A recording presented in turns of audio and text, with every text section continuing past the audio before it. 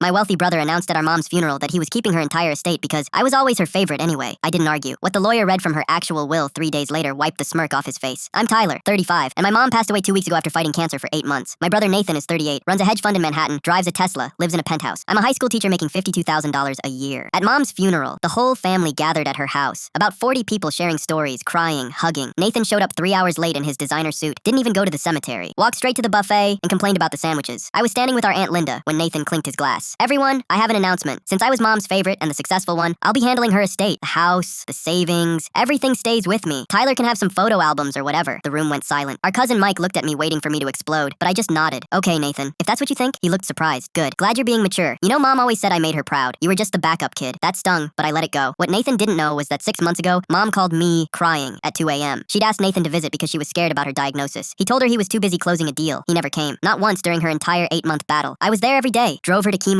held her hair when she threw up, slept on hospital floors. Nathan sent flowers twice and a fruit basket. Mom changed her will 4 months before she died. Her lawyer Janet came to the hospital, and mom made me leave the room. I didn't ask questions. The will reading was 3 days after the funeral. Nathan showed up in jeans, acting like he owned the place. Janet sat at the conference table with a thick folder. Thank you both for coming. Margaret's will is very specific. Let's begin. Nathan leaned back, arms crossed, smirking. Janet opened the folder. To my son Nathan, I leave my collection of photo albums, as he suggested his brother should receive. May they remind him of the family he abandoned. Nathan's smirk vanished. Wait, what? To my son Tyler, who spent every day of my final months caring for me, I leave my entire estate. The house at 847 Maple Street, valued at $340,000. My savings account containing $127,000. My investment portfolio worth $280,000. My car, jewelry, and all personal belongings. Nathan jumped up. That's impossible. I'm contesting this. Janet pulled out another document. Your mother anticipated that. This is a video she recorded 4 months ago explaining her decision. Would you like to watch? She pressed play. Mom's face filled the screen, thin from chemo but clear-eyed. Nathan, if you're watching this, you're probably angry. I called you 47 times during my treatment. You answered 6 times. Tyler was there every single day. He quit his summer job to care for me. He used his savings for medications insurance wouldn't cover. You told everyone you were my favorite, but favorites don't abandon their mothers when they're dying. Tyler earned every penny by being the son you should have been. The video ended. Nathan was white as paper. She was manipulated. Tyler poisoned her against me. Janet closed her laptop. Margaret was evaluated by 2 independent doctors who confirmed she was of sound mind. This will is ironclad. Nathan looked at me, desperate. Tyler, come on. We're brothers. Split it with me. I'll give you 40%. I stood up and grabbed my copy. You had 8 months to be a brother. You chose hedge funds and parties. Mom made her choice. I was busy building my career. No, Nathan. You were busy pretending she didn't exist. He called me 23 times that week. Left voicemails about family loyalty. I blocked him. His wife called crying about their Hamptons renovation plans. I told her to call a contractor. I moved into mom's house last week. Found letters she'd written but never sent. One said, Nathan chases money. You chase meaning. I'm proud of the man you became. I framed it. Nathan sent flowers yesterday with a card. I'm sorry. Can we talk? I threw them in the trash.